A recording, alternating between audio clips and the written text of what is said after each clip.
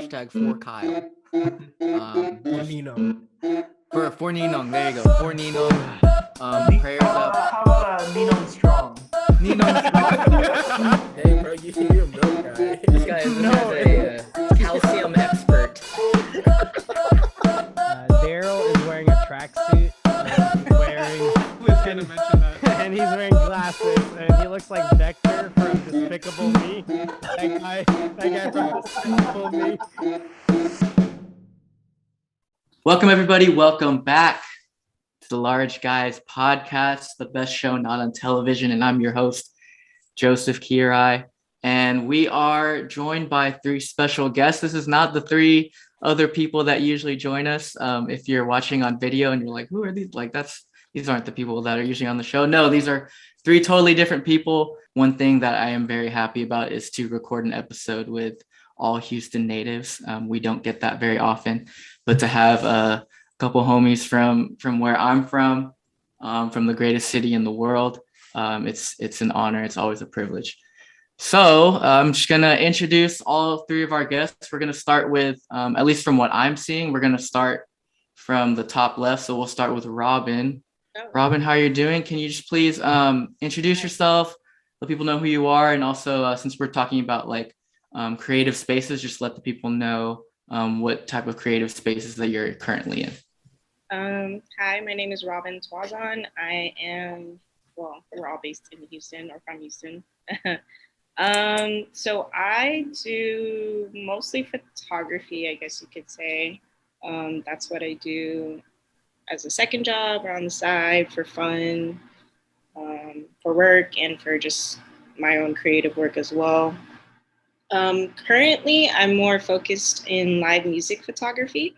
So I do a lot of concerts for different publications here in Houston.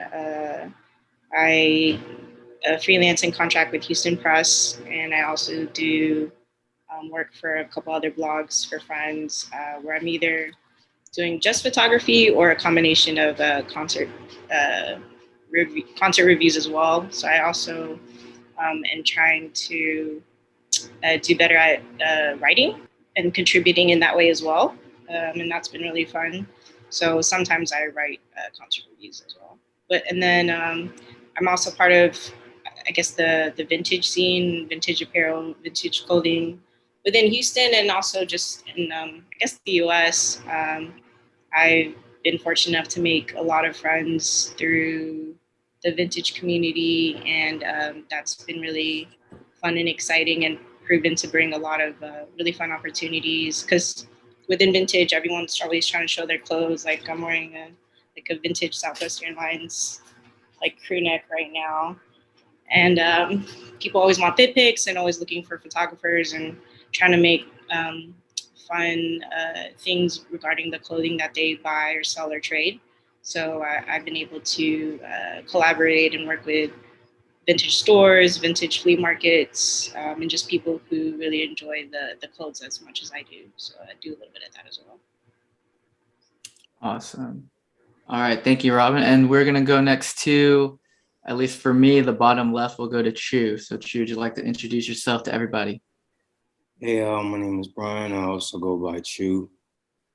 I don't really have too much to say. I take photos, I write every day.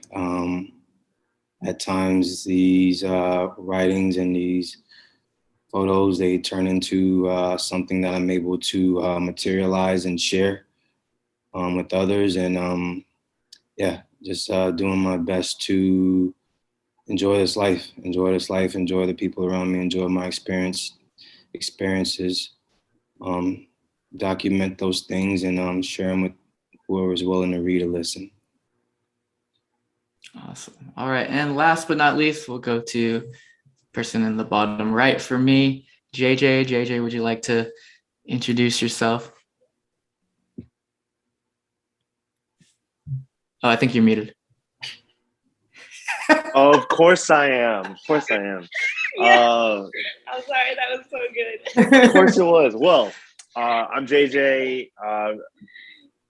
For having me and everyone else on. It's cool to be here. This is my first podcast ever, so tight. But yeah, so I'm JJ, originally from Houston. I am out in LA now. I've been here for about like 5-6 months. I am currently a mobile video journalist at ABC 7, which is the ABC station here. And basically, I work in news. I've been in TV for about a little more than 10 years now. And on a day-to-day basis, I get assigned a story. I go out and I'm either I'm doing a lot of it. I'm interviewing the subjects, asking them, what's happening. I shoot it. I get the footage. Once I'm done with that, more than half the time, I'm editing my own content as well, and it airs, if not the same day, the next day, and it's like a continuous like news cycle. So, by shorter description, I'm a journalist. But also, when I'm not doing that 9 to 5, my 5 to 9, I'm a DJ as well, under the name DJ Squared. And I'm just blessed and fortunate enough to do two things that's in the creative space, and I enjoy it as a career and hobby, and I get paid to do it. All right. Well, thank you so much. And we're going to stick with you, JJ, just because you've already kind of shed a little bit of light. But the first question I want to talk to you guys about is just what generally is your creative process like? And so you mentioned that at least for work, you are usually assigned a story. Do they ever give you more freedom on what stories you can do, or basically it's whatever they give you? Oh, for sure. I'm fortunate enough in my last job and in this job that I'm able to pitch and have kind of freedom of what I'd like to cover. But working in news, there's stuff happening every day. So I think the day-to-day stuff, that's just my assignment. So for example, today, when I woke, my day is, I wake up, my hours are 8 to 4:30. Around 8 to 9 o'clock in the morning, I'm waiting for a call from my assignment manager, and literally they'll call me anywhere in the hour, and they're like, hey, this is your story today. We're going to send you some info, details. And then I go to the address and I just show up. But that's that's day-to-day stuff. Maybe obviously not even passion projects, but when an opportunity arises where there's something that I really like, I'm fortunate enough that I've been able to pitch it. So a story that I'm working on right now is the Super Bowl is coming here to LA. There is a person I worked with when I was in Houston who helped create or help plan the big Super Bowl parties. And in Houston at the time was the Rolling Stones party. So I've kept in contact with this guy for a couple of years.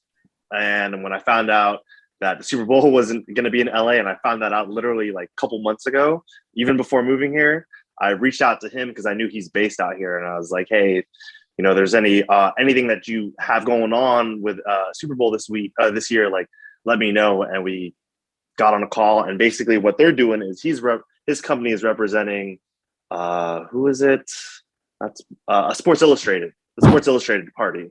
So his company's planning it, and I'm going to do a story on one part being what it takes to put on these big $1 million-ish type parties, like Super Bowl. And second, the house that they're having it at is in the hills, Beverly Hills, and it's a well-known house. It's called the Goldstein House, and I think every celebrity or every athlete or every major party has been in this house. And it's literally just this business owner who owns a house. He rents out this house for, whatever events. So it's got a little LA historical charm. So that's going to be my other angle.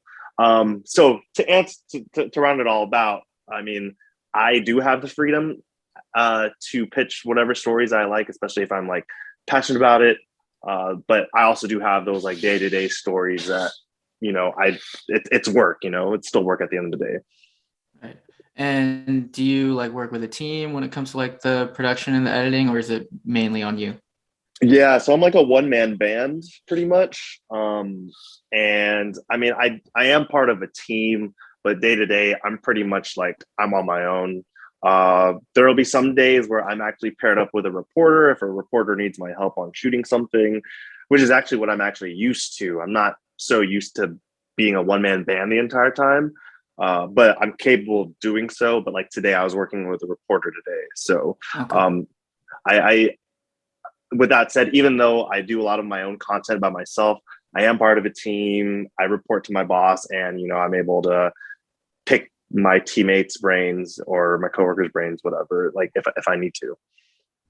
Gotcha. All right, cool. I'm going to send it over to Robyn. Same question, I guess, for you. And I think Chu and Robyn have maybe are in a little bit more similar field since they both have photography as part of their backgrounds. But for you, especially now that you're in the space of like shooting live music shows, different concerts, like what's kind of your creative process when it comes to, the space that you're in now? I don't know if I really think about it too much other than because it's such a,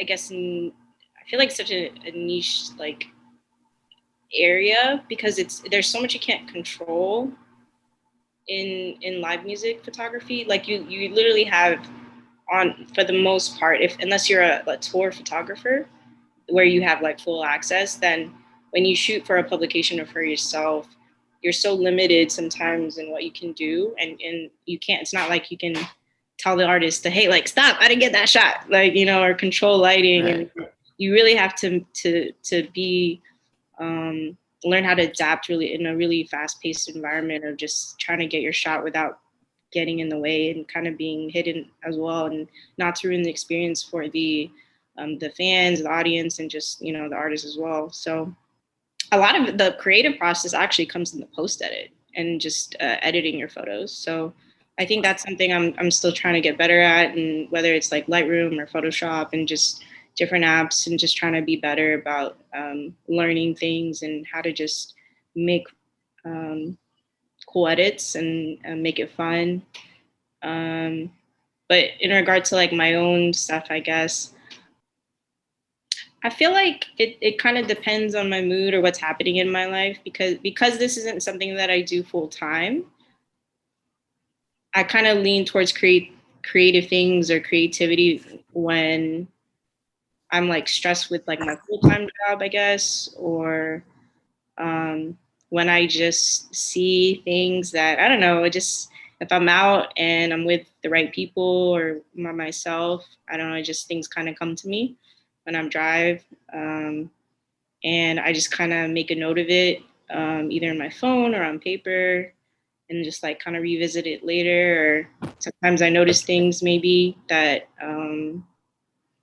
like I see and I just like, oh, this would be cool if I try that. And it's never, I feel like it's never really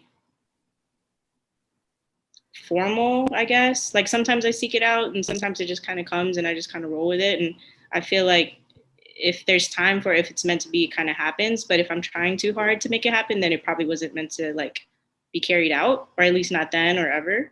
Because there's definitely things that I've had ideas about that till this day that I still keep in my phone that I had ideas like maybe years ago and I just still haven't been able to pull off. And so sometimes you don't feel the same about those things, or a different idea comes, and um, I just kind of go with whatever's happening around me, and I guess. But lately, I feel like I do something creative as of lately, like in 2021 or this year, more as a source of just like joy for me, and just to keep me sane, to keep me balanced, and just to remember to like not just work hard for like bills and responsibilities, but to really like kind of what you said too, is just enjoy my life. And a lot of that too is like he said, I believe in, I've always taken pictures even just on my phone and like even on film when I was in high school. So I just want to remember all the fun things that I'm doing now and like have proof of it, and so, and to look back on. So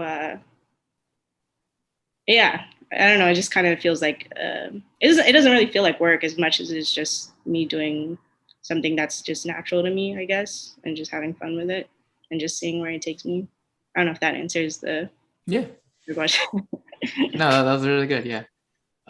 Thank you for that. And then we'll also bring basically the same question to True, but I also wanted to kind of add something more to it. And like, when it comes to like your surroundings or just where you are, because I know you mentioned in your intro that, you you take photos and you write things, and sometimes it materializes to things that you share with people.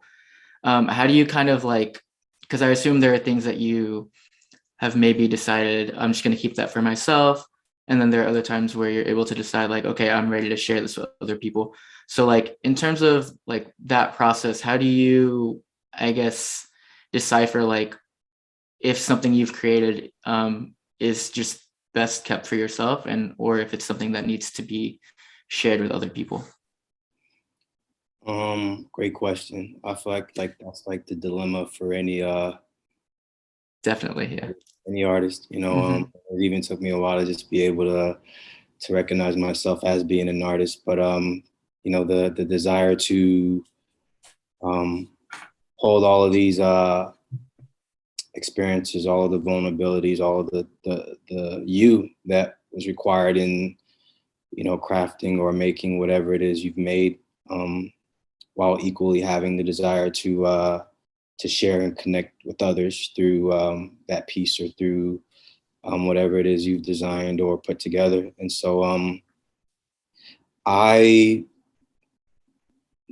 think I'll attempt to answer both questions at once. I don't really have a process per se when I'm actually making the actual compositions or the photos or the things that I'm like I said, it just happens every day. It's what I love to do. It just happens naturally. And I think where the process might come in is where I attempt to organize these things into something that people can receive, you know, because I just can't throw it out there and be like, you know, do with it what you will. You know what I'm saying? It has to be presented in a way that hopefully people can best palate or connect with. And so I think that's what determines what I share and what I don't share, right? Is like, do I have an avenue or do I have a vehicle or do I have a means of driving this home or connecting with others? And if not, that's okay.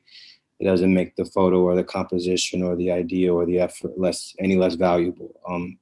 It just means that maybe it's not time for that thing to, you know, to reach others or connect with others, or maybe it just needs to stand next to another thing, or maybe I haven't figured out the platform or the way I'm supposed to share or distribute that. So yeah, I would say that there's no real process outside of when I, you know, for real, like decide, okay, this is what I'm gonna take this work. This is how I'm gonna organize these things into a way that makes sense to not just me, but others. And so that's when I put in the hours. That's when the nitty gritty happens. That's when it becomes less play and more work, you know? And so, yeah, and that's how I decide whether or not I'm going to share it or not, is if I have something that I could, you know, help make sense of what my mind or what my life is at the moment, you know? For sure. Yeah, and I'm going to keep it with you with another topic or another question to keep this conversation going. But do you feel like, is there like a certain setting that you need to be in?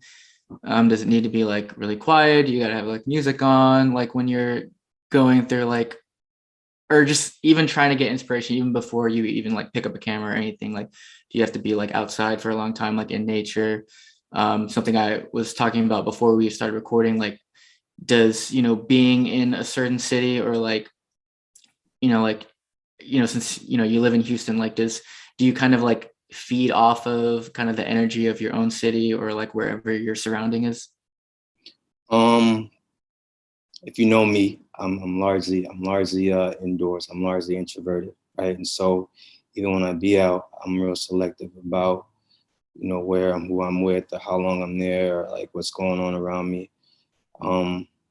I appreciate and I enjoy intimacy. I try to carry that with, so like me and you or anyone on this panel. I mean, we could go out and chill and kick it, and it'll still feel like one of our apartments, or it'll still feel like one of our spaces, right?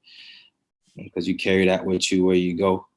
And so I think that if there's anything that I feed off of, or if there's anyone I feed off of, it's just the people I'm around. You know, the people I spend time with, the people they're the subject of the photos. They inspire the conversations that then turn into the compositions and the writings. And so, yeah, there's not really much that we need, and that's kind of always been the theme around my peer circles or my friend groups. There's not really much that we need to get shit popping. You know, I don't know if can we cuss? Yeah, sure. You can say it, everyone. Yeah. No problem. Don't really need too much to have a good time. You know, just feel the way we know or the way we want to feel. And so that's kind of just all the energy that's necessary. The conversations, they're gonna happen. The moments, the laughter, all of that. And then I have the candids. You know, then I have the topics or the writings. Even the podcast that I did for a good while. Those were just created off of me having dinner and drinks with friends. And then I'm gonna be like, yo, like, or I'd be like, yo, I'm gonna record. I'm gonna click the record button if that's cool with you, and they'd be cool with that. And that was literally the whole podcast. You know, sometimes we'd have conversations and I wouldn't record, or there wouldn't be, you know, me grabbing a mic or me grabbing a laptop. And sometimes people would be cool enough to just, you know, all right, hold on a second, let me get my shit together, and then they let me record, and that become a podcast episode, you know. So it's just life, you know. It's just life, and being grateful for who I have around me and what I have going on, and just being able to document that. Definitely. I think for me as well, like the people that I think, like I said earlier, I think just before we start recording, like part of the reason why this podcast even exists is just because, like, for me, I feel like I work better or I work better off people, being able to bounce off people and feed off their energy. And so, like, for me, like I've never recorded anything on my own. It's something that, like, maybe like one day I think about, like, might want to try it out, just see what it's like. But especially with it being like a video thing, I just feel weird just like talking to myself. But definitely being able to like have other people as points of reference and to be able to just have like organic conversations, I think is a great way to find inspiration. And I think I can definitely relate to you in that sense. I'm going to bring it to JJ, same question. And I think you have a very unique, or maybe a more unique situation than we have, because you've also worked, I think, in 3 different cities now. And so, you know, just being in different cities kind of change your creative process, or like how you get inspired, or like what parts of your environment do you think contributes most to, you know, your art? And that also goes for like even DJing too. Yeah, I think city may have, it shouldn't. I don't think it should dictate your creativity, but I mean, in my experience, I have to say, like, I'd be a liar if I said it didn't. I had a brief stint with my full-time career working in radio sales in Jacksonville, Florida. Didn't necessarily want to end up in Jacksonville, Florida, but it was, you know, it was an opportunity, so I took it. But I can tell you that, I mean, it was a combination of things. So obviously, I think that contributed to the lack of creativity for sure of anything that I did. But I mean, it was like I didn't enjoy the job that I was in. So it's also hard to do a job, especially if you don't already like what you're doing, you know? So that contributed to it. I also felt lonely because I was in a city that I didn't know anybody. Another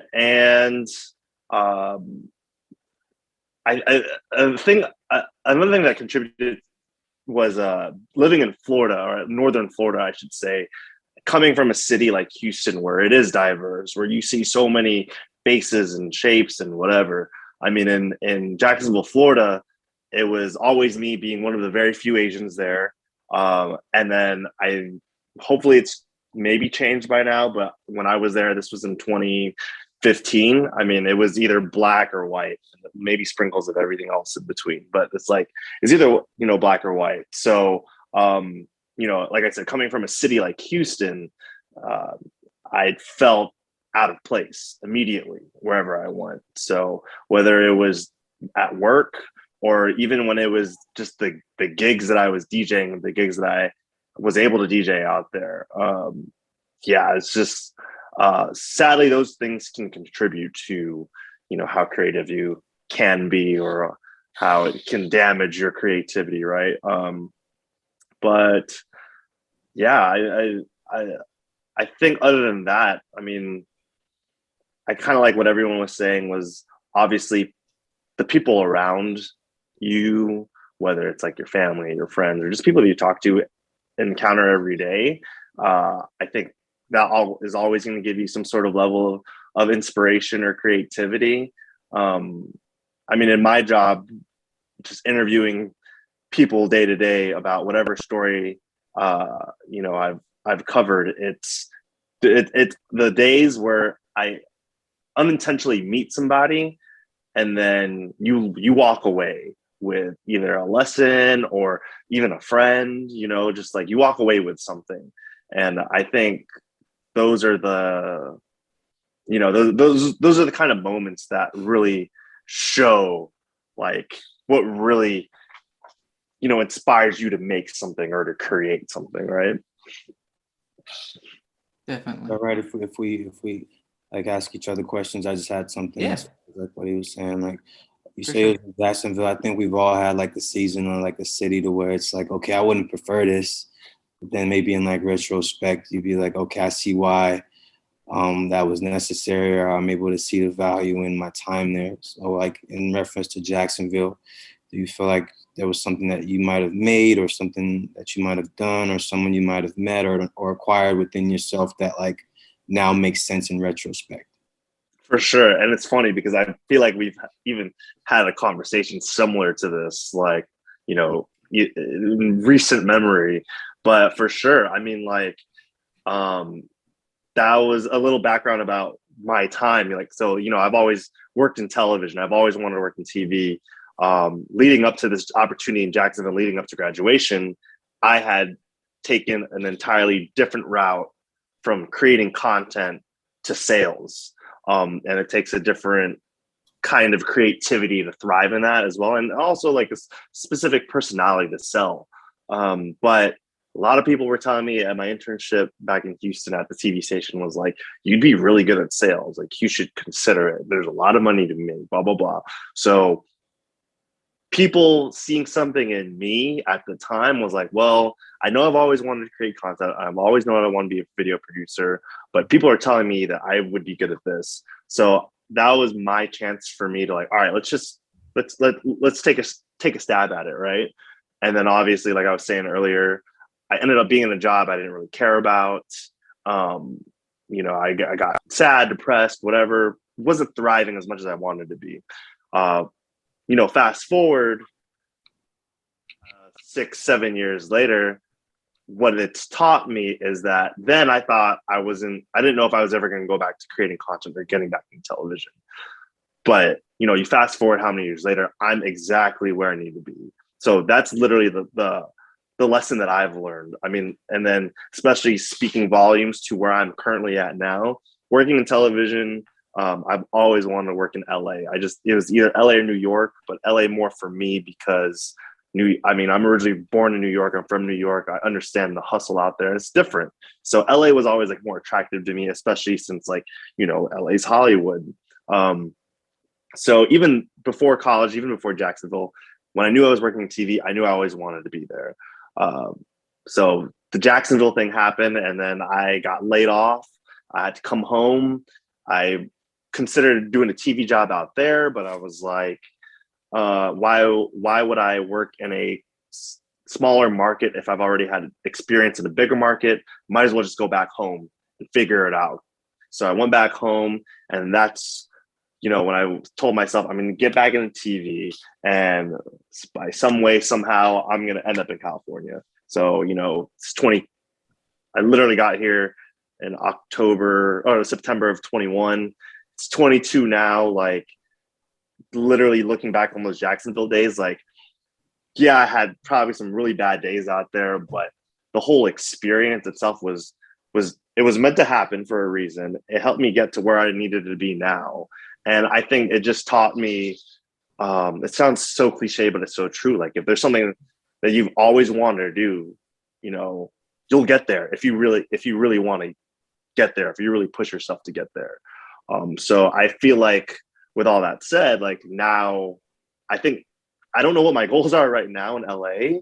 I think time will tell, but I can say whatever goals I had back then, like I'm a living testament of literally saying, like, if you wanted to do something, you can totally do something. Just fucking do it. Yeah. Like you said, you'd be, by the way. I remember you telling me when you were in Houston that LA was one of the goals. And then I saw a post one day saying you moving out there. So it's to everything you're saying. It's just, you got to execute. You just got to get up and do it and let things fall where they may. But I'm sorry to interrupt, Joe. Oh yeah, no, you're good. You're good. Yeah, no, I think that's a really good thing that you said. Just like executing.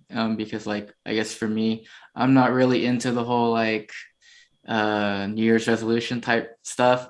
But definitely for me, like I'm kind of in that like stage where I'm really just trying to grow as much as I can as a person. And I feel like just kind of like challenging myself and just actually like doing things, because I feel like I've always had like tons of ideas on like, even just like for the podcast in general, like I've had ideas of stuff I want to do for the podcast, you know, people I want to interview, an episode like this that I want to put together.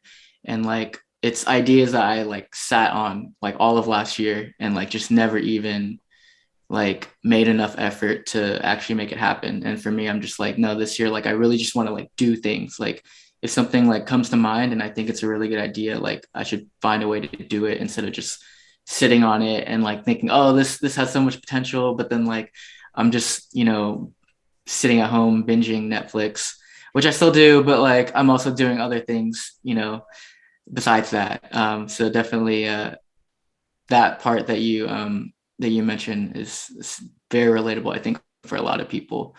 I think it's something that a lot of people can take from. Sorry. So it's like that's always that awkward pause, dude. Yeah. Sorry, I don't want to cut you off, but I think it's like me personally, I'm not a New Year's resolution person either. I've done them a couple times, and I would say definitely one year that I did it, like I knocked out a good amount that I wanted to do unintentionally. So I think it's good, not even if it's like the New Year's resolution or just like goals. I think it's a great form of, you know, habit or like just of things that you know you want to at least accomplish. I think it's always going to have like some sort of list, even if it's on your phone. And to add on, you're saying, you know, you may not be that type of person, but just start small, you know, like even if it's like 3 things for the year, bro. Like it's just, I mean, that's like what it's all coming down to, like what we've all agreed is like it's literally just executing, even if it's just one thing, you know. But if you can do it, if you can check it off, like hell yeah. And I feel like with everyone here too, not necessarily New Year's resolutions list, but I do have like goals that I want to write out and check off. But sometimes I'm just not the best at checking it off, right? But there is, like, you know, starting small, there's one thing I always have to do now, and I've been doing it for the past like 9 years. And it's with DJing, and I've forced myself, because I was like, you know, if I can't do all these things, I can do one thing. And so in DJing, you know, I've told myself for the past 9 years, I'm gonna make one mix a year. One mix, and it's kind of grown into this series that I call the Love Trap that I started in college. And then I didn't even plan to do it for this long, but it's really given me a purpose to, like, again, if I can't do A, B, C, D, or E, at least I can do letter Z, you know? So, bro, just start small, man. Like, even if it's just like one thing, like, you know, at least you can execute that, right? For sure. What was it I was listening to? I don't know if it was another podcast, but it was saying how, because same thing, like the resolution stuff, I kind of stepped away from like years ago, but I like goals, I think should just be a daily thing too. And there is one thing that I started doing a few years ago was more so like just kind of picking a word to be better at. And so like each year I would have like a word, like, so last year, like my word was like alignment. And that was, I'll choose a word that really like tries to set the tone for my year. And then like this year, my word was just to, or phrase or word was to just be intentional. So that kind of just, I always come back to that, to like, all right, what can I do, or what needs to be done so that I'm able to just carry out my life more in this way. And so, and then with goals or goal setting, if like a year, if it seems like it's overwhelming and there's all these things that you want to accomplish, or things you seek out and want to do, I think someone was saying they would break down the things that they want to do, and if like they couldn't do it within a year, they would break it down to like 3 months, 6 months, I think 9 months, and a year. So it was just having a goal for like, all right, what can I practically try to challenge for myself that I can accomplish in this bit of time? Okay, now what can I do in 6 months? What can I do? And I thought that was pretty cool, or pretty interesting, because it seemed more doable. So you could have a bigger goal within a year, and then smaller, more attainable goals with a smaller time frame that you still had to work toward. And for myself, that's something I thought about more to try to do within this year, of what can I like work towards and strive for, that in case I don't make this big goal, like he said, like I can do at least this one small goal. And I think that alone can do a lot for you, and at least make you kind of aim and try for something for, to better not just your life, but I guess just to live in a way that's more present and more engaging and more fulfilling. I don't know. I do have a question to kind of move this a little bit more for all of you guys, but like I think at some point we've all been in some kind of like a creative funk, or like had like creative block, and so like, and I think JJ talked about it a little bit when he was in Jacksonville, like that definitely kind of stunted his creativity for a bit. But for all three of y'all, like whenever you're in those types of situations, like what do you think is necessary for you to be able to kind of move past that, and to be able to get back to being able to be more creative, and to be able to just kind of think more clearly? Is it something that like do you think that like people need to just kind of like really embrace that, whatever they're going through, and just kind of let it sit? Or is there like things that people just need to kind of like cut out of their lives? Like what are your experiences with that? I would say, and I'm gonna be good for these the whole show or the whole podcast, these 2-part answers. But I would say first to never undervalue being in the funk, right? Or what they for a writer they call it writer's block, or having a creative block, or whatever you want to call it. Man, if you are having writer's block, then I feel like the most practical thing to do would be to write about writer's block, right? You're not the only motherfucker that got writer's block, you know what I'm saying? And it's like someone gonna be able to use this information to get out of their writer's block, or be able to connect with, or resonate, or relate to that feeling, right? And so I think it's just in life, like there's been plenty of times and plenty of things that we've all been through to where it's like, man, this shit sucks, right? And it's just like being able to elevate a little bit higher and understand the situation and say, okay, but I'm able to draw this from that, or I'm able to say that I've never had that happen before. Okay, let me really gain some insight on that. Or I've never met a person that pissed me off as much as this person pisses me off. Let me study that type of person, because I'm gonna meet them a couple more times in this life before it's over, right? And so it's really accepting the challenge of the funk, the creative funk, and being able to, again, the word used earlier is execute and produce regardless of that. And the second part of that being going back to what you guys were just talking about as far as goals. I think it's important to delineate the ideas of a vision and a goal, right? A lot of times people think that they're creating a goal when they're just creating, or when really in reality they're creating a vision, right? Vision being long term, and the goals being the thing that's going to satisfy or satiate or bring you towards that vision, right? So you got the vision, and it's like when you got the goals, when you're setting up your goals, it's like, why shoot from half court? what I'm saying? Like pull up, you know what I'm saying? Hit the jumper, lay it up, whatever it is, right? Like set really small, achievable goals. Get a rhythm, get your confidence, you know what I'm saying? And that's gonna, I guess, propel you towards whatever that vision that you set for yourself is, and connecting that to the last statement, it'll get you out of your writer's block. It'll get you out of your creative funk. If you're able to do things that you know how to do, well, that you're able to fall back on, that you're able to pick up and play, that's a phone call away, whatever it is. Knowing what those things are and being able to set a goal and say, Friday night, I'm gonna have some people over and this is the vision, right? That's just a week, right? In order to satisfy that vision, I gotta go to Kroger and buy this, and this. I gotta make a playlist. I gotta clean up my place. I gotta do this. I gotta do that. Friday night, come and go. Your peoples come through. They have a good time, like you guys usually do. It's a layup, right? It's a jumper. They leave. You clean up. You wake up the next morning. You got your confidence back. Right? You had a goal, you had a vision, you executed, you got it done. Maybe now you put that towards your creative process or your creative work or your work life and say, "Man, I got this." You got your confidence back. You got your, I think that to get out of your creative funk, I think you have to win. And you know how to win. You know what I'm saying? You can put together 100 wins before. It's just win. You know what I'm saying? Don't pull up from half court. Don't make it a situation. Don't sit in it. Don't lay in it unless, like I said, you're trying to understand yourself or understand who you are, understand what's going on around you within that funk or within that season or that environment. But if not, if it's just something you're trying to move past, man, go ahead and win.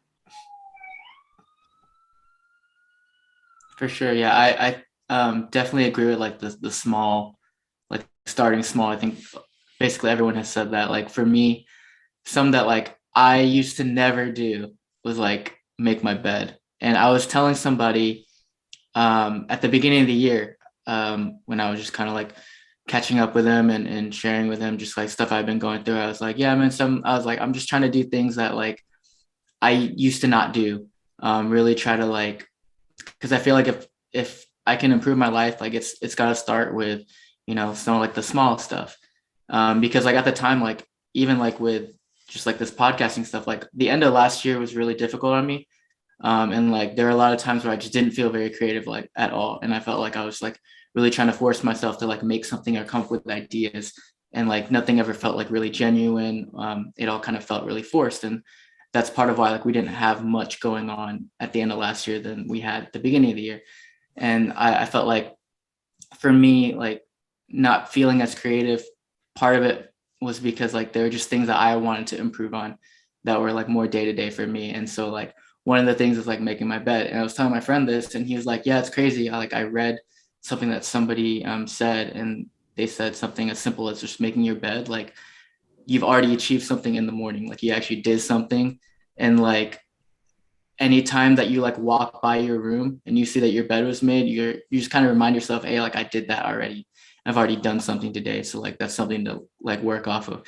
And I was like, yeah, like it seems like so like silly and like so like of course like people should be able to do those things, but like especially for me, like being able to like, because like if the way that like this is set up right now, like it's like my wall, like behind the laptop where I am is my bed. And so I can see like my bed has been made, and like just kind of looking at it like right now, I'm just like, yo, man, like I did that. Like, thank God it's my bed's made. Cause like if I was looking at it and it was all messy and stuff, I'd be like, I think that would kind of, even like as we're recording right now, it would distract me. And I'd be like, man, like I really couldn't even do that today, But yeah, I like what you guys have said, like starting with small things and being able to just kind of like collect doves. I think it's kind of like that motto, just being able to collect doves, just like small wins.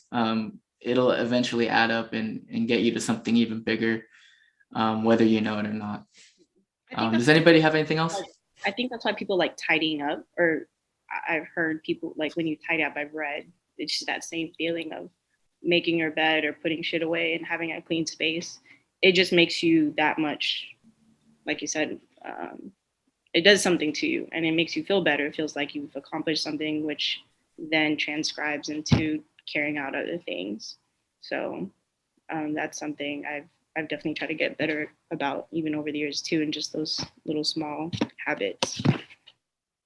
All right. So another kind of big topic, this might be the last big topic that I have, but just when it comes to like other people that you take inspiration from, do you guys want to share like people that inspire you? It could be like super famous people or people you know personally, that you're able to look at and get a lot of inspiration from, whether it could be somebody that's like in the type of space that you're in, it could be somebody from, or people from like totally different spaces. And then there's a second part to it, because I think sometimes, like for me personally, sometimes like looking around too much can maybe cause you to compare yourself. And so how do you kind of like, how do you find like the balance of being able to like kind of see somebody else's art for what it is, without comparing yourself too much to them? I would say when you were talking about people that inspire you, like, man, I like right at top of my head is I think of three things. One of them is Steve Lacy, who is the guitarist, if not bass guitarist. I can't remember what instrument he plays for the band called The Internet. And this was years. This is when I first heard about him, and he did a TED talk, one of those TEDx talks, and which made me become an even bigger believer of what I do day to day. Is he's basically talking about, you know, using the things that you have to create whatever it is. Like, you don't have to have the nice equipment or whatever. You don't have to have the latest whatever just to make something. And basically his story was, so he's part of this band called The Internet. And they're affiliated with like Odd Future and I mean, personally, one of my favorites in R&B. But basically, he didn't have the equipment to record his own stuff, and he wanted to do a solo project. So what he did, all he had was an iPhone, and an iPhone that had GarageBand, and he had a little like pop filter, and he literally learned how to make music and created his first EP, which was like 5-6 tracks, I think, on his iPhone. And it was so good that when he released it, you know, people like Kendrick had heard about him. I want to say Thundercat. You know, just people found out about him, and that he said, I think one of the first times he was in a real, like worked with even like the best equipment was when he was working with Kendrick on the album, on one of his albums. And so his takeaway was like, you know, you don't need the newest and coolest, shit just to make a product. Like, you can always use what you have. And I think I really took that to heart, both in my DJ career and in my TV career. DJing, I never had 2 turntables. I never had a mixer. And if you guys don't know about DJing gear, what a lot of people have these days is just called controllers. And what controllers do is they literally replicate what I have behind me, 2 turntables and a mixer, but in this like all-in-one package. So it's typically cheaper, it's more accessible. But I think whether you're a DJ or whatever, or just like no matter what field that you're in, I think you're always going to look at someone's product. And if you're familiar with the gear that they use or programs that they use, you're always going to be somewhat judgmental on what they're using. So, I always knew with DJing, like, yeah, I always wanted a pair of turntables, but I couldn't afford it. So I got a controller, and I didn't get these turntables until last year. So like I had my DJ controller it lasted me like 7, maybe even 8 years. But all I knew at the end of the day was, even though I didn't have the greatest equipment, you could go into a room, you can listen to what I'm playing, and it doesn't matter what I'm using. If it sounds good, if you're having the time of your life while I'm DJing, I've done my job. Like, so, and when I first learned how to DJ too, I was using a program called Virtual DJ, which is solely just on the laptop, and you can have, connections to use actual DJ equipment. But I was literally learning the virtual side of DJing, a digital side of DJing, from using my space bar and arrows and hitting Q commands on my keyboard. again, some of the things that I've made, old remixes and stuff, was on that program, and you would never know if I didn't tell you. Now, translate that to what I'm doing today in my job as a mobile video journalist. All the equipment I'm using is an iPhone, a GoPro, just I'm not using any pro level equipment at all. And I've already had people come up to me and ask me at work or email me like, "Hey, what are you using? Like, it looks good."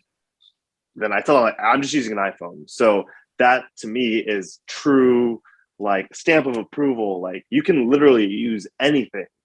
You just, it doesn't, like, of course, like a pro camera is going to look better, right? But that doesn't mean I can't make my iPhone camera look like a pro camera, and I've already have, so it's, these things are doable. And so sorry, I know I went on like a crazy rant, but Steve Lacy is the one that inspires me because, like, yeah, you can literally just use anything that you want. And then to add on to that list of people, top of my head, rest in peace, Virgil Abloh, because I think he paved the way for not necessarily, just Black Americans or Black people, but generally in minorities in a space that is predominantly,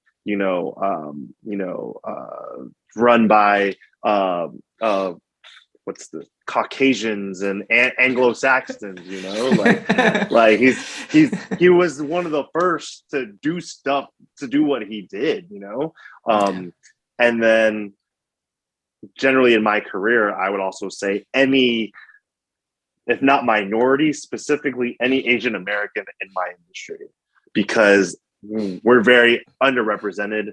And, growing up, especially if you're, whether you're a minority, but specifically for me being a Filipino, if we weren't a nurse, we couldn't be anything but a nurse or medical or business, right? Like, so when I came to my parents saying, like, I wanted to work in TV, of course I got the typical, like, you shouldn't do that, you're not going to make any money, blah, blah, blah. But, here I am today saying, like, yes, you can fucking do this, F what other people are saying. Like, if you just stick to your craft, you'll get to where you need to be. So any person that is in the media industry that is not only a minority, but specifically Asian American, like, those are my inspirations. I think the question was who inspires us, and there was a second part to that that I was trying to hold on to. I'll answer the first. The first being who inspires us. I would say anyone who, as JJ was explaining, people who stick to their guns. You know what I'm saying? I don't care what you're doing or like what's going on or like what it is you're producing. People who just kind of decide like this is something that I'm designating or that I'm encircling as being of value to me. You know what I'm saying? This task, this hobby, this game, this skill set, whether it's you like to do things in your garden, or whether you like to DJ or make podcasts or take photos, and people who find a way to do it regardless of circumstance or season. Those people inspire me. It's not really difficult for me to find inspiration. I love design. I love. I think the sunset in the right way could just put me in a place where it's like, all right, well, if the sky's finna do that, then I got to do something too. You know what I'm saying? Like JJ was talking earlier. He mentioned the Goldstein home in LA, and I was on the back browser Googling, and I was like, okay, now that's a nice looking spot. I don't know if it's meant for me to live in one of those, but I got to do something and something on that level to party in one of these spaces one day. I don't know what I'm gonna wear, who I'm gonna be with, but it's happening, and just life. There's inspiration everywhere, and particularly people who are just waking up every day doing their best. I think the second part of that question that you asked, now that's coming to me, was comparison. and comparing your work to others, I believe. Yeah, it's like finding a balance of just being able to appreciate somebody's like art or whatever they put out without like comparing yourself to it too much. Because obviously you want to like strive to be, you know, able to do things just like other people, especially if they're excelling. But just like kind of keeping yourself accountable for not falling too much into a comparison.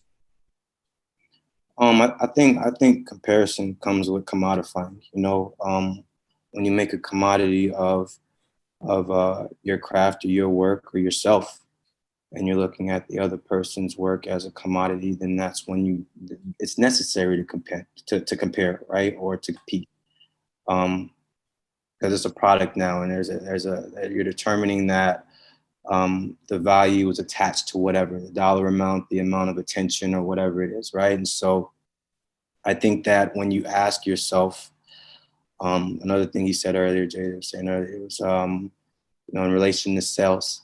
And I think that as creatives, you know, we kind of struggle with the selling ourselves. But there's a book that was written, you know, it's called "To Be Human Is to Sell."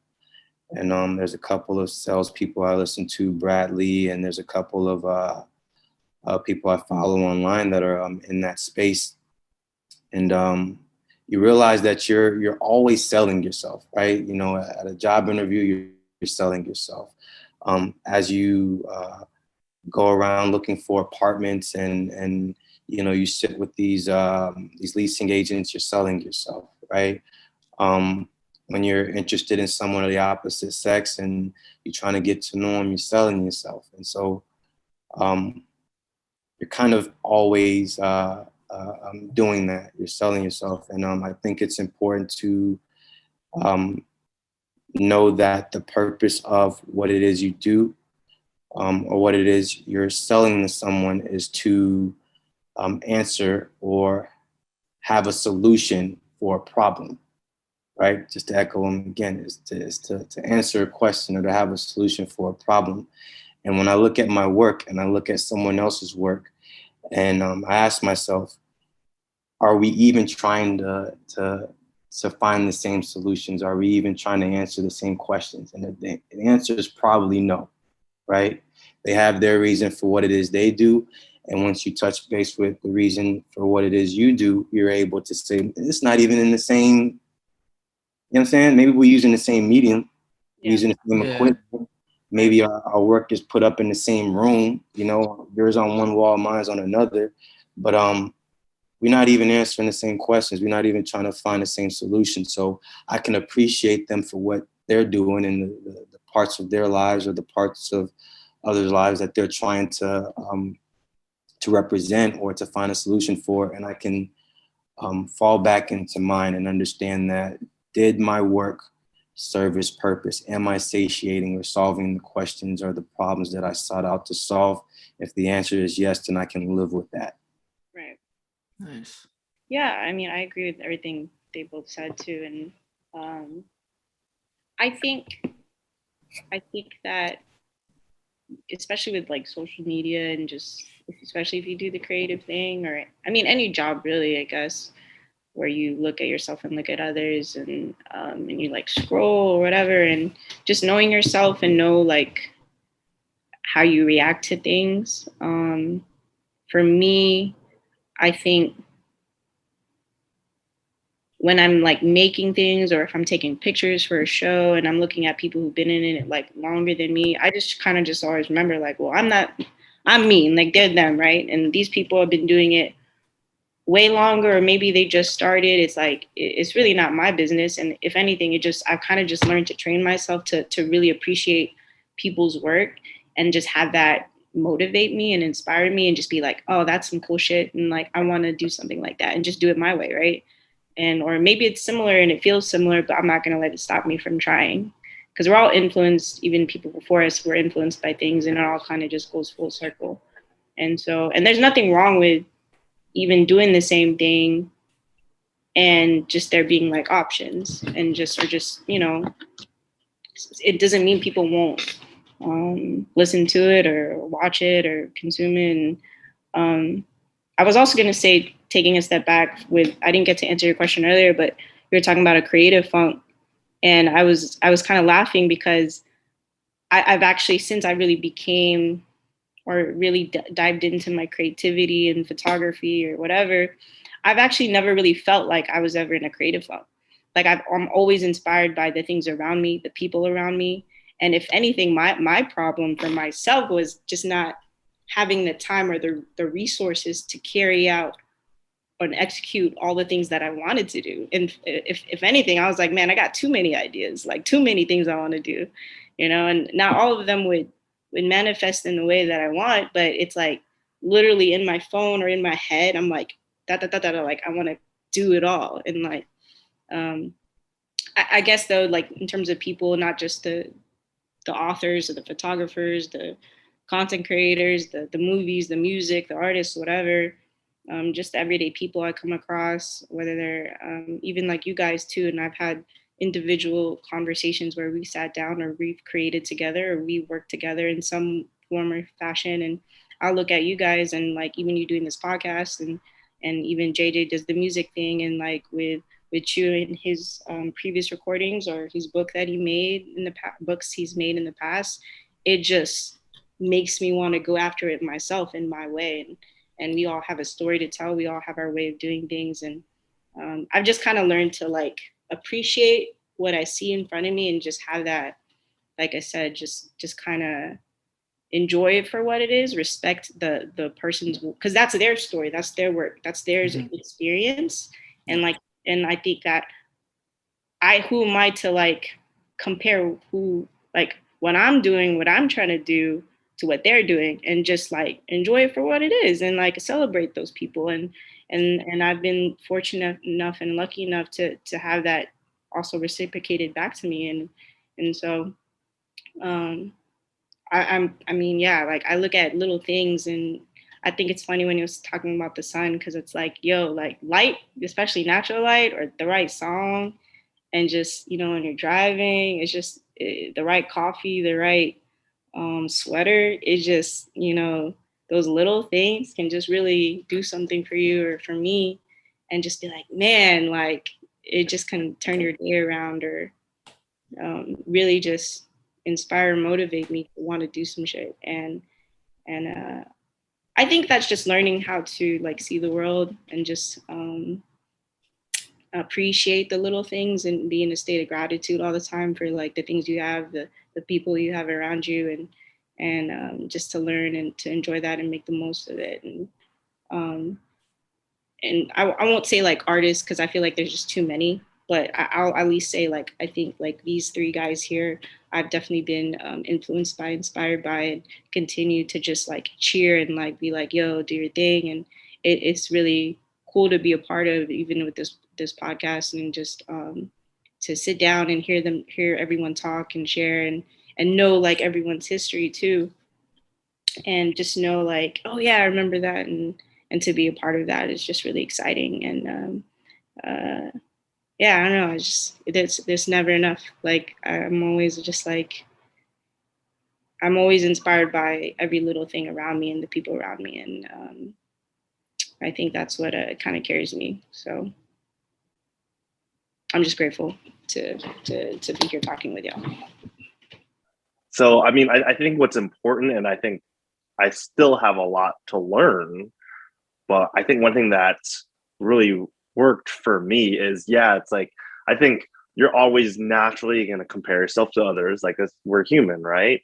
No matter what you're doing, you're always going to compare yourself to this person or that person, or even this group to that group, whatever. But what I feel like has helped me grow and helped me, one, not even pay attention to that, or like about comparing myself to others, is literally just like staying in your own lane. I think for me personally, when I think I've experienced this mostly in DJing. Like I've literally felt like I've built my own brand just by myself, and I've gotten some of the gigs that I've always wanted to get by myself. And I think it's just, it's great to work with people. It's great to collaborate with people. Unfortunately, sometimes egos get in the way, but generally I think if you kind of tune what tune out what's happening around you and just kind of like dial in and just stay in your own lane. I think when shit's gonna happen, eventually, and I think it just like brings out the best in you and the product that you're trying to deliver. Fortunately for me and with DJing, like staying in my own lane has also presented a lot of opportunities where I feel like, people that I've talked to, they don't necessarily stay in their own lane. They get into other things and, that didn't work out for them, So I think it's just really being able to stay, focused in whatever you're doing and just like staying in making your own cut. And I think that's worked for me. And I think it can work for a lot of people as well. I think it's kind of funny, right? It's kind of funny when you really start talking to other people in your space or in your field, or that practice the same things you practice. Just how, just to say like, to echo on, it's like playing your own game, right? Just play your own game. And it's so interesting to see how different the person next to you is going about handling their own shit and the direction they're going in, and they're like right next to you doing some of the similar same things, right? Yeah. Using the same equipment and y'all on the same map, y'all follow each other, y'all shared gigs and shared spaces before. When you really sit and talk to them, where they came from and where they're going is completely just like, on some, you couldn't predict it, right? Because you're so, and I think proximity kind of just creates competition. It creates comparison. But once you realize, and once you're speaking to others, or once you're actually talking, there's really not much to, you realize you can only lend your talents and your energy to one another for the greater benefit, right? To move forward or to do the thing. And so I think communication is important. When you find out that, when you find yourself comparing yourself to others, or when you find yourself comparing, I would say with the miracle of technology, you could even DM somebody and say like, yo, hey, just wondering how you did this, or where you did this, or where you found the information for this or that. And it could help you to see that, man, this person is just really just playing their own game. I think it's so funny that you talk about that because, I think being in the pandemic as well, like some people felt less connected in terms of, relationships and people, because, you don't really, when lockdown happened, you didn't really get to see a lot of people. And so I think I used to always think, sending DMs or following somebody that you don't know, like was always kind of weird. And in my personal opinion, I mean, to an extent, it can be weird for sure. But I feel like what technology has given us is the opportunity to always connect and always communicate with people. So even that small message of like someone that you like look up to, even sending them a DM, like no matter how big or small of an artist or whatever they are, like that can be like the littlest like difference that it makes, sometimes though, like for real, like because I'll DM people all the time, especially on IG, and it's just led to some just really great friendships, relationships, whether it's networking or just even true friendships now. And what that's led up to that's surrounding me today wouldn't even be possible without Instagram or DMs, like for real. And there's definitely a lot you can utilize through just reaching out to people, and you'll be people will surprise you. I mean, obviously it's not always like people won't always help you out or even respond, but more often than not, at least in my experience, a lot of people often do, and they appreciate it, and it comes back. It goes back around too. All right, so I think we're going to be getting a little close to wrapping up. But before we close this, something that at least for our normal podcast episodes, there's like a few certain things that we usually talk about. So obviously, we are the Large Guys podcast. Part of the name comes from the fact that all of us love food, and sometimes, and it's not just that we love food, but we love it so much that sometimes portion control is not a thing. You know, like sometimes you got to go back for that second, third, sometimes even fourth plate, depending on how much it hits. But we definitely like to talk about food. We like to talk about music a lot, and we also like to talk about TV shows. And so, before we close this, I want to hear from you guys. I want to give you guys the opportunity to just put people on. Anybody who's listening to this right now, just for you guys to put them onto something that maybe they've never like thought about, like listened to, seen, or tried before. So like 3 things. It doesn't have to be all 3. It could just be one of the 3 or 2 or whatever. But when it comes to like a food spot, maybe music that you're listening to right now, or maybe a show that you're watching right now, just put people on right now, like something that you think people would really enjoy consuming in some type of way. I'm gonna go grab my phone so I can just look at my web browser and see what Okay. what I looked up. I'm literally looking as I was well. like, All right, yeah, I'll definitely give y'all time.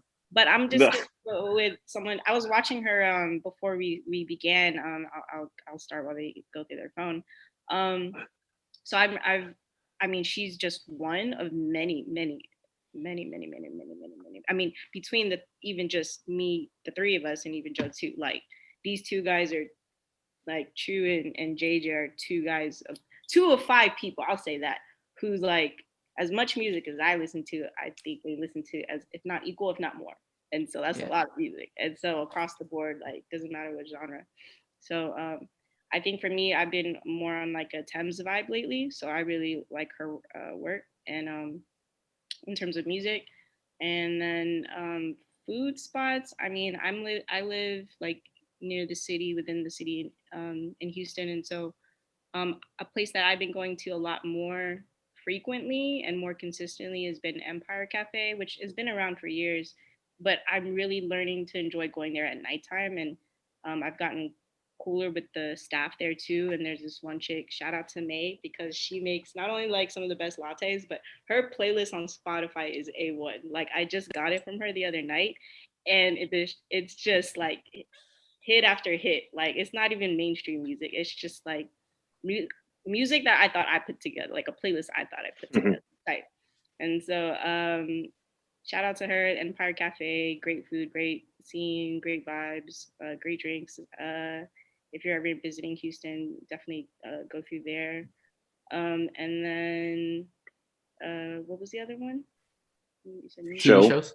Oh, shows. What have I recently watched. I'm just going off of what I watched lately. I watched season 2 of Love Life. I thought that was pretty good. It has forgot the name of the guy. He was like on William Jackson is the actor, and he was I guess he played a main role in The Good Place. That was a pretty good season.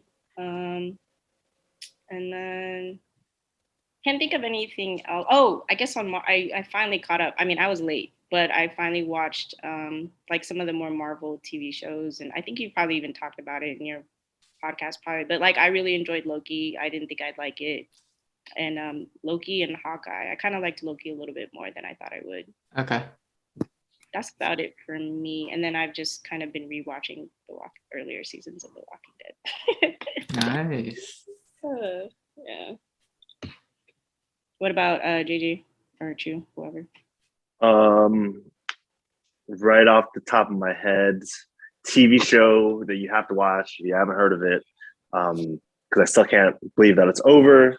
But HBO's Insecure with Issa Rae, and it had 5 seasons. It just ended, but I literally grew with the show 5 years ago, and I want to say that in the story, like when the show started, I was the same age, like 25, 26, like basically late 20s going into your 30s. And so being able to grow with the show, like, it's just I've been every character in that show at least once. It's just so relatable, all the things they talk about, whether it's being our age, like late 20s going into our 30s, finding ourselves, like finding our careers in that time, as well as like being a minority in America, and just like everything. It just hits the nail. It's just such a relatable show. So I highly suggest that. And it has an awesome soundtrack for the past 5 seasons. It's put me on to so much more music. So definitely check that out. I would I'm say definitely music. gonna check that out. Yeah, you have to, bro. It's solid. And now I'm like, and now I'm like, now that I live in LA, because it takes place in LA, I'm like literally trying to hit up all the local places that it's featured on the show. So I'm making a list. But so that's a show, Insecure. I can't really think of anything music wise lately, but a person I've been dying to see in concert who has had his concert rescheduled twice for me is a guy named Benny Sings. And he's starting to work with a lot more, I think, American artists. But I mean, I just have this, obsession, it would be a little too much, but I just have this fascination with white people singing like very soulful music. And I just like for instance, like Alan Stone, yeah. Exactly, like Alan Stone. Check out my review and or HTX box. and or not necessarily singing white people singing soul, but or just like people that look like that they don't necessarily can sing, but just blow you away. Like Alan Stone. Exactly. So Benny Sings to me is another similar kind of guy. He just looks like this hipster Dutch guy, and he's got like a kind of like heavier accent. But when you hear his music, it's like, yo, this is tight. Like it's like kind of soulful, kind of funky. Like, so I definitely recommend Benny Sings. And something to eat, I couldn't think of anything like that everyone would have access to, but I was trying to think of like specific things, and I Even have in to LA, give a that's shout. cool. Yeah, well, I have to give if you've never done this before, I have to give a shout out to my girlfriend who's like right in front of me feeding the dogs. But she was the one that put me on pizza with hot honey when we first started dating, and I never had pizza with hot honey ever. I feel like I've accidentally done that. I've actually put honey on pizza. Yeah. It's fire. Like, like honey's cool, but it's got to be like hot honey. Like, honey, okay. Steaming. I will try that. Yeah, I'll try that. I would eat that right now. So a place good. that has it is was it Mod Pizza? Like you go to Mod Pizza, you can get cool hot honey on the side. Yeah, fire. Okay, that's perfect. There's a Mod Pizza near my apartment. Yeah, so I think they have Mike's Hot Honey. That's like a certain brand of hot honey, but yeah, chef's kiss. Okay, it's a good recommendation. And you got me. I'm not even gonna lie. I was trying to think while I was talking. Damn, hot honey. I was trying to pull anything. I was like, man, I got shit to say. Hey, so I don't even have a TV, so I don't watch like I'll like use my laptop to like watch games or like if something like interesting's on that I want to catch or something like that. But I don't know that I have a show to. What about, like I was thinking that too. I was like in my mind, I was like, you don't watch TV shows, but I mean, even like I guess I would say something even a film or just something you've seen that was recently, whether or an interview or. A film. Yeah, for sure. Like worth watching, I guess. Okay, I got one. So there's this thing I'm making, right? And I want to have it done by June, right? So earlier, before we was on recording and all that, JJ pointed to a piece that Robyn made above his desk space, right? Yeah. So I'm in my shorty's place, and I see she had like a painting over her desk space, right? And so I was like, you know what I want to do? I want to take some of the information, just kind of going back to what I was talking about earlier, just moving through life and, writing and taking photos. I want to take some of the information that I've learned recently and make a chart. I'm calling it the True Chart, right? And I want it to be for office spaces and for restrooms, right? I want to give some people something. shit, and they just kind of like on the wall in front of them is this chart, right? Or like over the office space when they kind of like drifting or hopefully not being distracted for too long, but just kind of give them something to ponder on. And I'm calling it the True Chart. I've been reading and listening a lot to Robert Greene. How do I know that name? Yeah, he's made Mastery. He's made 48 Laws of Power. Yes, there we go. Laws of Human Nature. He did an episode with Jay Shetty. Yeah. Last name Shetty. I think it's a really good interview. He's been on a press run lately, just kind of promoting some of his books. And I think some of those interviews, including the one with Jay Shetty, is definitely worthwhile. Also in podcast form if you don't want to support like on your actual laptop. So I've just been listening to like a lot of old school, a lot of Al Green, a lot of oldies lately.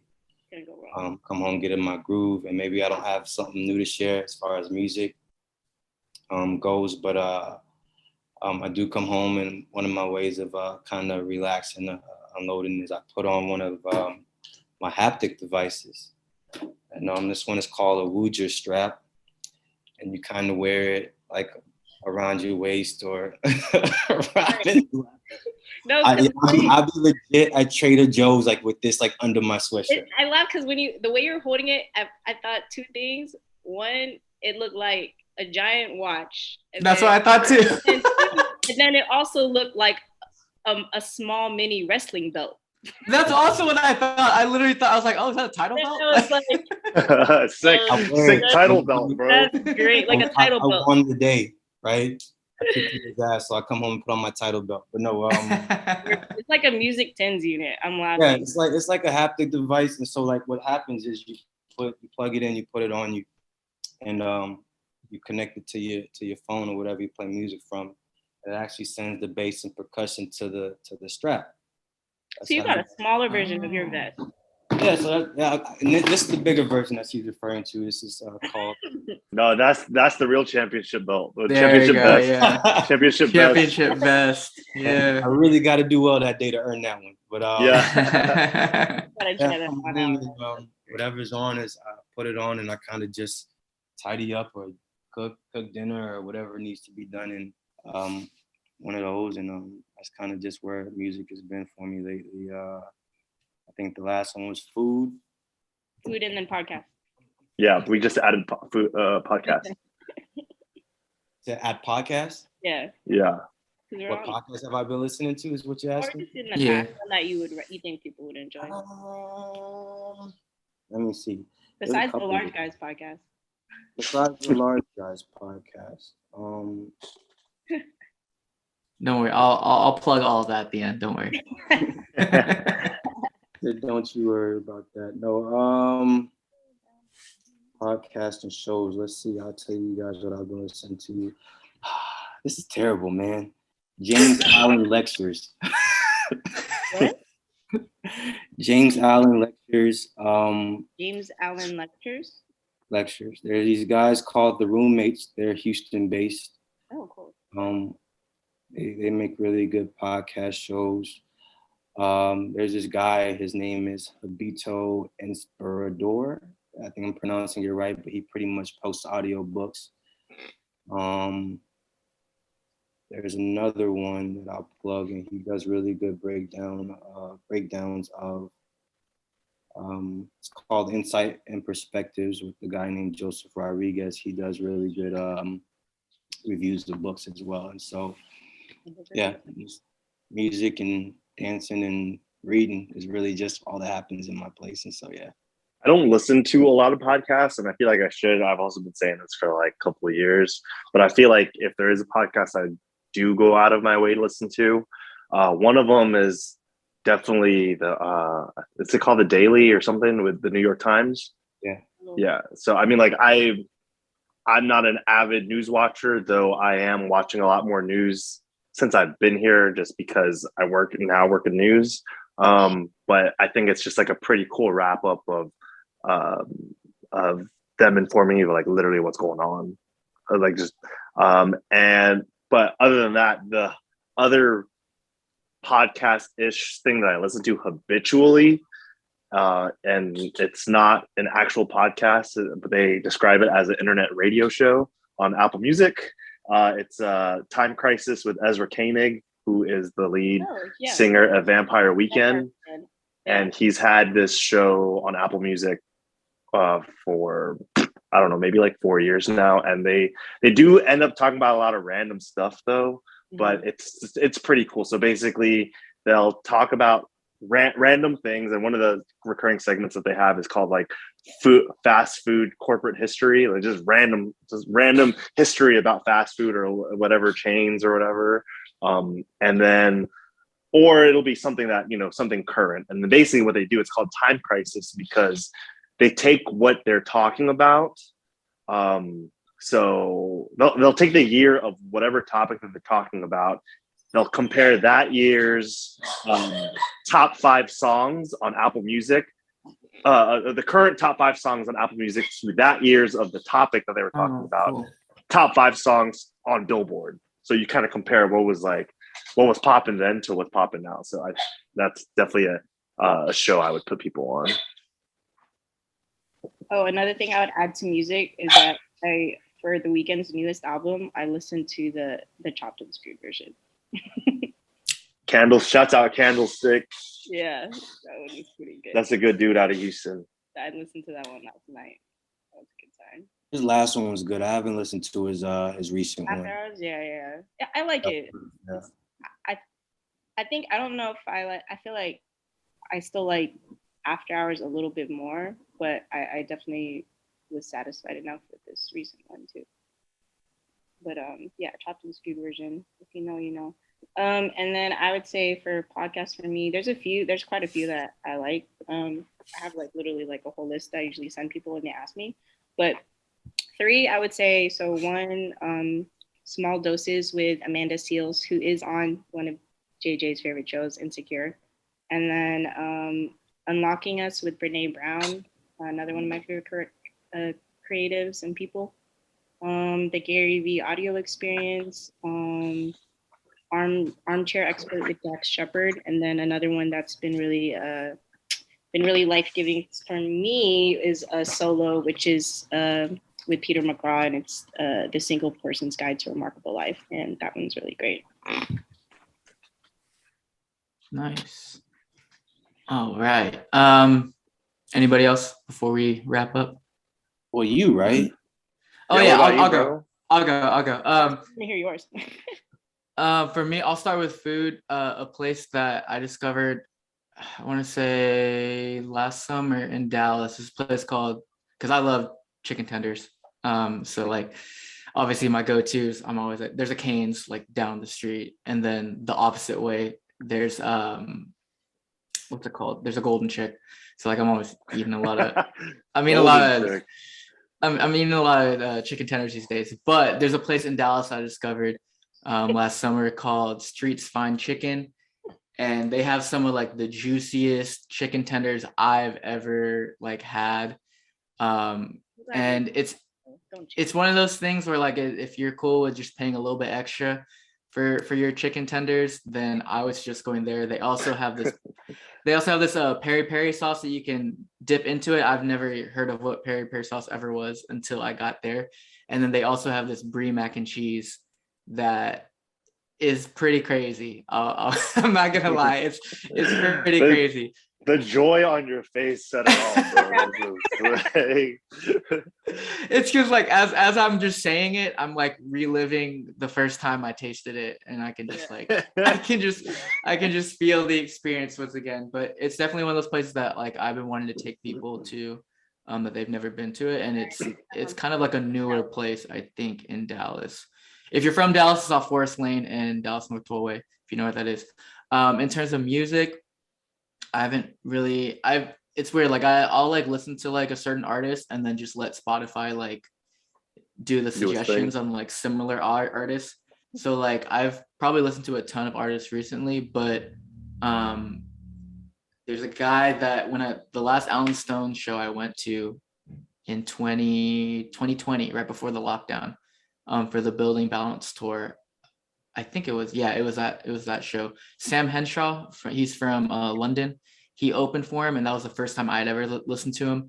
And basically, like every Sunday morning, for like the last few months, I listened to Sam Henshaw because it's just the type of vibe that I like. So definitely, if you've never heard of or listened to any of Sam Henshaw, I would recommend him. And then TV shows, Ozark just came out with part 1 of season 4. And if you know anything about our podcast, we've done like season reviews for Ozark. Wait. And like, okay. uh-huh. I was gonna. Okay. I've never seen the show, right? I contemplating starting it, and I recently like saw this meme that just made me laugh because people were saying it was like, I don't know if you saw it. It was literally like yesterday, I think. And they're saying, I bet you try to watch Ozark and you can't not fall asleep lying in bed or something, because I guess it's like, and then someone said watching Ozark is like trying to watch Belly, and they're just saying that it's just the way it's shot, everything is so dark, and you just it's hard to like multiple people in the comments, like there was a consistent experience of people saying, yo, I've been watching the same episode for 3 months. Or like, I've been watching the same season for 2 years. I can never finish because it's just so dark. I guess because it's just so dark in the way that it was filmed. Mm-hmm. And I haven't seen the sun in 4 months. I mean, 4 seasons in this show. And I was like, for real, man, it must be. I mean, it's still going and people watch it, but I started laughing. Yeah. I don't know if I can start it. Yeah, if you're into like suspense and if you're into like money laundering or anything that's about like the cartel, it has both. I would say like I've never seen it, but if you're into Breaking Bad and you really like Breaking Bad, but how do you watch it? Because people are like, yo, I gotta watch this shit standing up. Ozark? Yeah. I mean, honestly, for me, it's because I'll be honest, like we were talking about it because we have a group chat with the guys on the podcast. And only Daryl was the last one to finish it. And he finished it today. And I told him right before the last episode, episode 7 of this first part, I was like, Daryl, you're going to want to like walk around for a bit. You might want to get like a drink of water and whatever. Because like when you sit down for episode 7, there's going to be a lot of chaos and it's just going to like smack you in the face. And you're just basically going to be stressed for like 55 minutes straight. Like there isn't a single minute where you're not stressed. For me, I love that stuff. Like I'm into this, like all like, there's so much like stressful shows where I just like peacefully enjoy it. Like Squid Games, I'll be honest, like people told me before I watched it, like, oh, the violence is too much or blah, blah, it's too much. For me, I enjoyed it, man. It was for me, that was a pretty light watch. I'll be honest. Maybe it's because I just watch a bunch of messed up stuff. And so I'm just kind of like desensitized to it or whatever. But like for me, Ozark it's very stressful, but I love the thrill for me. And if you like being like on the edge of your seat, then you're going to like that. Plus it's a very like I said, like the whole money laundering game, like it's very like strategic and cerebral. And the way they wrote the show, like Jason Bateman is on like a different level for sure. But yeah, those are my recommendations. Did you say a podcast? Podcasts, see, that's the thing. I don't really listen to a ton of podcasts, honestly. Like, and it's nothing because you guys, when y'all were giving your suggestions, it's like a lot of stuff that's like really good, like life advice or very informative. For me, I don't really like. I listen to like a lot of wrestling podcasts. When it comes to the podcast stuff, like I need something because I usually listen to podcasts while I'm working. And so I just need something to like really like kind of distract me from like how stressed I might be. So I listen to a lot of like lighthearted stuff. So I listen to like Megan Batoon's podcast has become a lot more serious than it has in the past. But like I like listening to her because she's hilarious. I listen to like Tim Chanarangsu's podcast, the former Timothy De La Ghetto. I listen to his stuff a lot. Stuff like that. Just a lot of like more comedy or like lighthearted stuff for me when it comes to the podcast. Balance out all the dark, stressful stuff. Yeah, basically, yeah. So like, yeah, definitely, it's a good balance. All right. But yeah, so that'll wrap up this show, this episode. I just want to say a big thank you to all of you guys. Just wanted to echo something that Robyn said. For me, like when I look at the three of you here on the show and just thinking about the possibility of being able to bring everybody together, I got really excited because I'm the youngest out of the four of us here, and I'm like, I'm not trying to like age you guys, but I'm like, oh, like a good there's a good age gap. But to the point where the point that I'm getting to, the point that I'm getting to is that like for me at a young age, like I first met you guys through one of my siblings, actually probably only through Kate. But being able to grow up and see you guys and kind of find inspiration from all of you guys and the different journeys that you've taken, the different creative spaces that you guys are in now.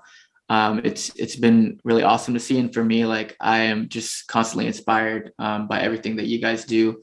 And it's just really cool to be able to put this together, and I'm gonna have a lot of fun editing this and watching this back before it goes live. So I just, from the bottom of my heart, I really appreciate you guys. When it comes to, I guess, one more recommendation, as I said, I'm gonna plug my own stuff at the end here. But if you're new to this show and you like what you heard, there's a lot going on our podcast, the Large Guys Podcast. Of course, we'd really appreciate you guys if you could just give us a like, maybe a sub on YouTube. We're big on that. We're also on Spotify, on Apple Podcasts, Google Podcasts. We're all over social media at Large Guys Pod, on Instagram, Twitter. That's really it. We're not on Facebook. And for those who keep asking us, that's just not our demographic. So please stop asking us about Facebook. We're not going to do it. But yeah, if you like what you heard here, I said like we have a lot of stuff going on. We technically have like 3 different types of shows. We have our main show, the Large Guys Podcast, which you can catch with our usual co-hosts, Pal, Kyle, and Daryl, whenever we are able to find time to all be together. But a lot of times we talk about basically a bunch of random stuff. It's basically like if you were just to come over on a Saturday night and chill with the guys. It's basically those types of conversations, except we record it for people to hear. So we talk a lot about food. We do a lot of like Marvel stuff, reviews on those. We'll talk about music, anything pop culture related, talk about sports, whatever it is to talk about, you name it, we talk about it. We also have, for those who are really into their faith, especially the Catholic faith, I have a show called Faith by Works that I interview a lot of my Catholic friends. We just talk about their faith journeys. And the last thing we do is I'm also big into like MMA and wrestling, all that stuff. So we have the Large Guys Fight Bites, where we either preview big like UFC pay-per-views, wrestling stuff, whatever it is. There's a little bit of everything for somebody, depending on what you're into. Now that I'm done plugging all my stuff, do you guys want to plug anything social media related that you want people to follow? Or not? She said, we could just end it here too. It's fine.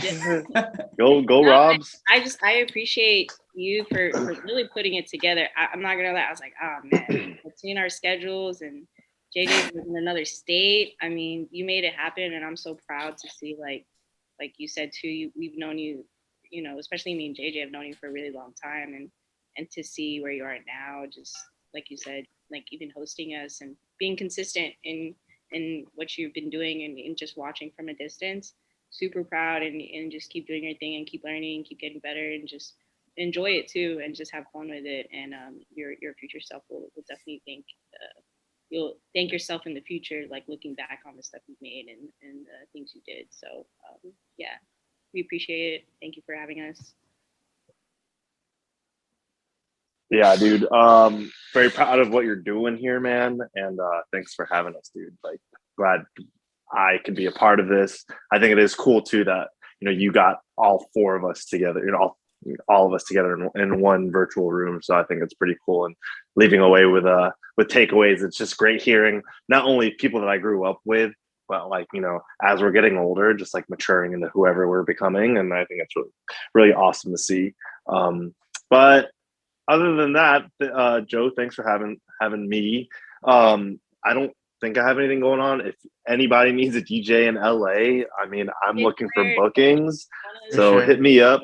DJs I trust. So, but if you want to follow me on social media, I got 2 socials to not because I'm popping, but more so to separate my work from my personal life.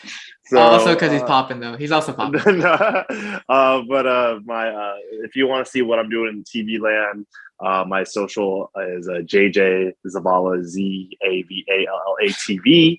I post a lot of all the content that I'm doing at ABC, as well as just any media projects I'm working on, and then all my DJ stuff and me. If you want to know who I am personally, I will also post a bunch of stupid stuff on my story.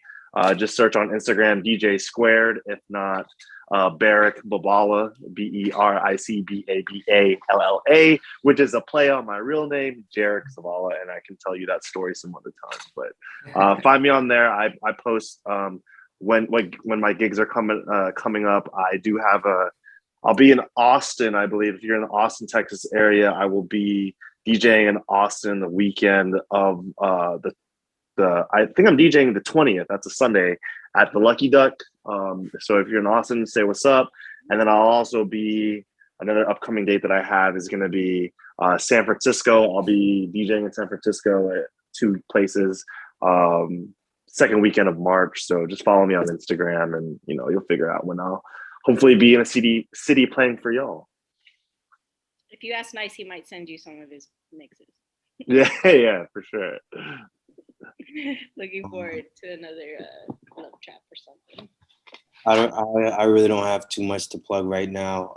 As far as social media goes, I've kind of decided to stay away from it until I'm ready to start rolling out new work. My Instagram is Chubby Navy Blue. My email distribution list. You can reach out to me. You can DM me, and I'll add you to my distribution list, where I kind of just give them, behind the scenes or more detailed perspective on some of my work or some of the things that I've been doing in my personal life regarding my work. I don't think that I'm gonna have the rollout for my chart starting until maybe when the weather starts getting warmer, February, March, April, around then. So look out for that, the Chew chart. I think that this little sit down, this little panel, this little interview and podcast episode was definitely a win. It was definitely a dub, and hopefully just a small one to contribute to the totality of this week and this month and this year. So now I gotta everybody with his handle. All right. What? No, I was like, oh man, he said his. I was like, I guess I gotta say mine. Yeah. My Instagram is at Robyn ROBYN Tuazon, which is my last name TUAZON, which I'm sure Joe will drop all our info. But I'm mostly active on there, and then within my bio, you'll see all my other my other IG pages, which focus on different genres, I guess, or different aspects within my creative space, whether it's vintage or a series I had started a couple of years ago, and just other things in film too. So, but yeah, you can reach me there and check that out. But other than that, definitely follow the large guys and support and share. And definitely a dub. So excited to be a part of it and can't wait to see the playback. So. For sure, yeah. For sure. We appreciate you guys so much for joining us. Like, oh my gosh, this thing keeps off, man. I don't know what's going on back here, but there's something going on. It might be some scary, spooky going on. I don't know what it is. I'm kidding, y'all. Like, please no. But yeah, no, again, just appreciate you guys. For anyone who's listening, please stick with us. We appreciate the love and support. Be on the lookout for more stuff coming up on our YouTube and our audio platforms. Until next time, we'll see you guys. Peace out, and God bless to everybody. Cheers. Peace.